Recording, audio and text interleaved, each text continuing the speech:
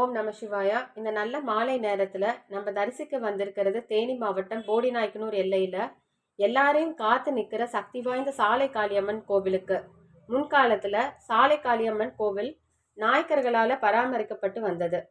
பிறகு கோவிலாக உருவானது நாடார் சமுதாய மக்களால.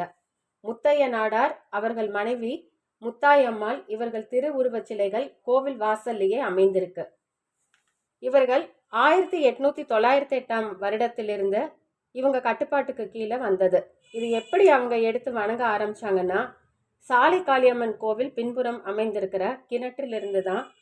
சுமார் 130 ஆண்டிற்கு முன்னால திருமராபுரத்தில் வசித்து வந்த நாடார் சமுதாய மக்கள் தண்ணீர் இறைத்து அவங்க பயன்பாட்டுக்கு உபயோகிச்சாங்க.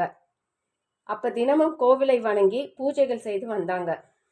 அந்த வேளையில ஜமீன்தாரை அணுகி, நாங்களே காளியாத்தாவை முறைப்படி பராமரிச்சுக்கிறோம் அப்படின்னு கேட்டாங்க. நாயக்கரும் ஒப்புதல் கொடுத்தாரு. அப்ப இருந்து கோவிலை மிக சிறப்பா இந்த நாள் வரைக்கும் பராமரிச்சுட்டு வராங்க.